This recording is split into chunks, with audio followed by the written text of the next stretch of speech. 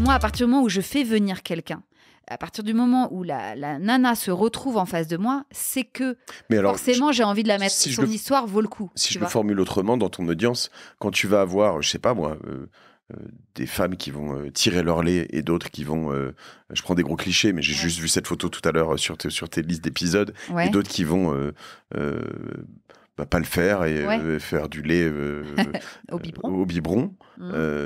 Tu vois, il y a des... on va dire qu'il y a des courants quoi, entiers avec des gens qui se déchaînent. Mais... T'as des gens qui se déchaînent sur certaines personnes qui passent sur ton podcast, des énormes désaccords. Et toi, tu restes au milieu. Moi, je prends pas parti. Je considère, comme je te disais, que à partir du moment où je lui donne la parole à cette femme, c'est que sa parole mérite d'être entendue, qu'elle a de la valeur et qu'elle est intéressante. Tu peux avoir des femmes qui vont avoir l'approche totalement opposée. Absolument. Et c'est OK. Et c'est OK. Je veux dire, qui je suis pour lui dire « Ah bah non, là, franchement, accoucher sans péridurale, vraiment, c'est pas du tout comme ça qu'il faut faire. Et puis, retirer ton lait et allaiter ton fils jusqu'à 3 ans et demi, c'est naze. » Je veux dire, je ne suis absolument personne pour dicter quoi que ce soit. Et comme je te disais, moi, je suis là pour faire passer ces histoires. Je suis une passeuse d'histoires. Donc, il n'y a pas de jugement. Bliss, depuis le départ, c'est une safe place. Et ça, c'est hyper important. Elles savent que quand elles viennent ici, il n'y aura pas de jugement, il n'y aura pas de critique, que le montage va être fait, tu vois, évidemment, je les enregistre en général, genre 2 heures ou 2 heures et demie, je garde la moitié, tu vois. Donc, il y a beaucoup, je coupe beaucoup, mais leur parole sera toujours respectée et jamais leur histoire jamais transformée.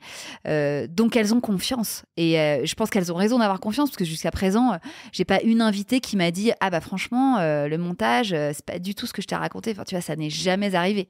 En revanche, évidemment qu'il y a des sujets qui font débat. C'est quoi les plus gros sujets? Et quand j'invite telle ou telle personne, je sais que ça va faire débat. Quels sont-ils les et plus je gros? m'en fous. Et je suis contente que ça fasse débat. Vas-y, raconte-moi. Eh ben... j'en ai plein, hein. Il y en a eu plein. Je sais pas, des choix de parentalité. Déjà, la GPA peut faire débat. Ça, c'est vraiment la base. Oui, ok, la gestation pour autrui. Alors, il y en a qui sont d'accord, il y en a qui sont pas d'accord. La parentalité en solo.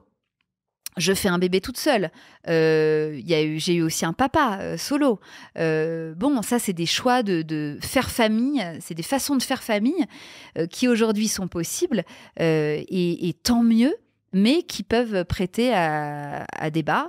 J'ai interviewé aussi Ali, le premier homme trans qui a été enceint et qui a vécu une paternité dans un corps trans, tu vois. C'est quand même quelque chose, ça. C'est pas banal, c'est peu de le dire. C'est un euphémisme de dire ça. Et pour autant, quel parcours, quel témoignage, quelle chance d'avoir ce mec-là aujourd'hui qui te raconte ça. Moi, je me sens tellement chanceuse, en fait, d'interviewer ces gens-là, qui tout d'un coup t'ouvrent l'esprit, quoi, qui t'ouvrent les yeux sur tellement d'autres façons de voir les choses et qui, moi, me donnent tellement confiance en l'avenir aussi. Et derrière, ça se déchire sur Internet, partout. Alors, attends, ça se déchire. Nous, on fait gaffe évidemment à ce que ça n'atteigne jamais la dignité de nos témoins. Donc, dès qu'il y a un commentaire qui est vraiment too much, on bloque. Moi, alors vraiment, je suis sans pitié. Hein. Tu m'insultes, je te dégage. Vraiment, tu m'insultes ou tu insultes mon invité.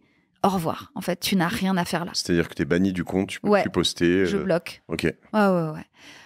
Donc après, quand il y a des débats construits et que ça amène à discussion et d'ailleurs on le voit, hein, c'est comme une place publique, tu sais, c'est comme une arène Instagram. Et finalement, ça crée des discussions entre followers qui sont parfois constructives. Parfois, et chacune se nourrit aussi.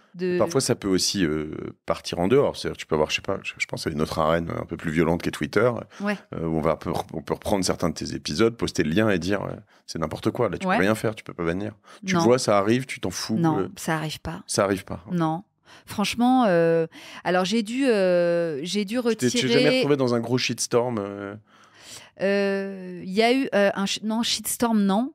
J'ai retiré un épisode, non, 2 épisodes, parce que ça fragilisait trop mes témoins. Et puis qu'il y avait ça pouvait prêter à diffamation pour d'autres personnes. Donc, je voulais surtout pas rentrer là-dedans. Et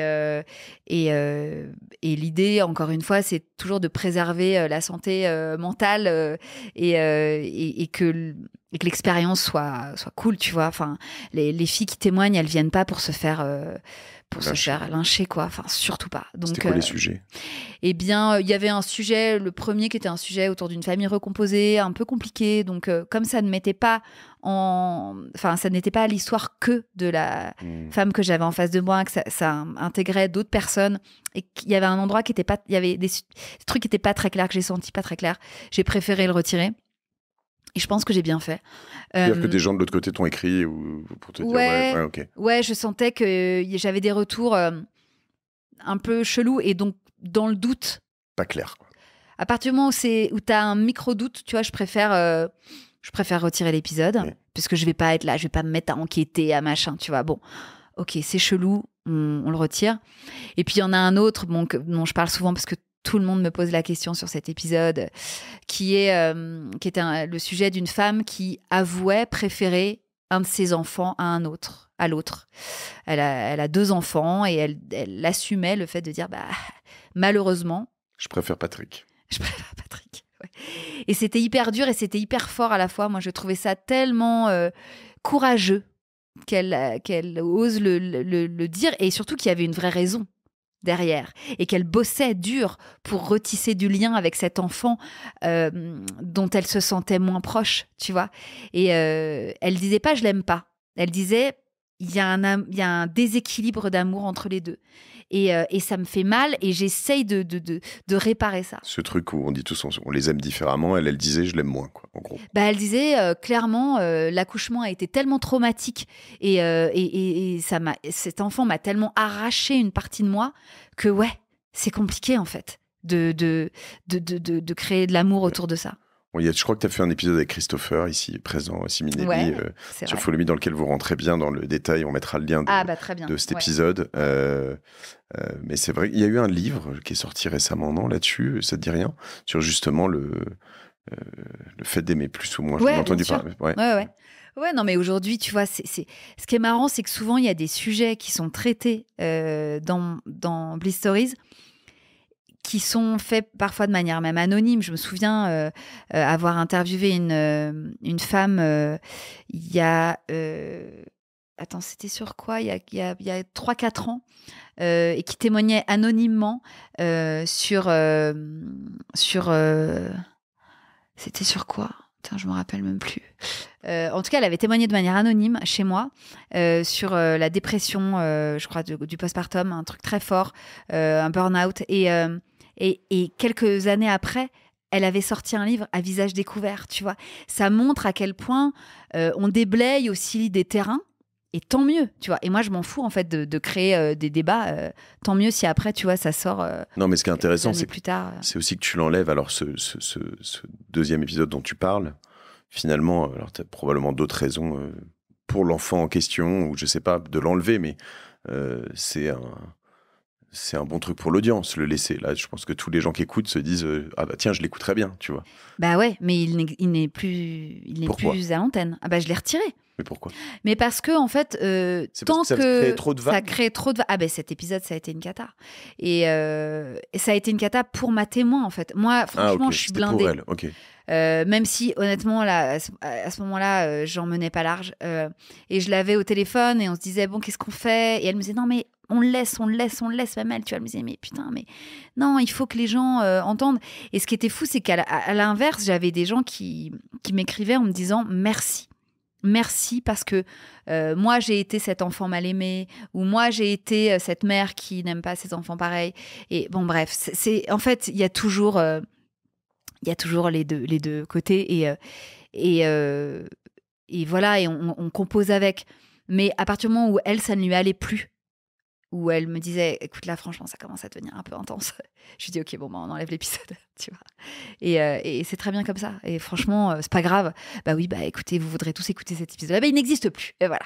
Bah, c'est pas de ma faute. Hein. Il y a eu un truc quand même il y a eu trop de déchaînement. Donc, on n'est pas là pour ça.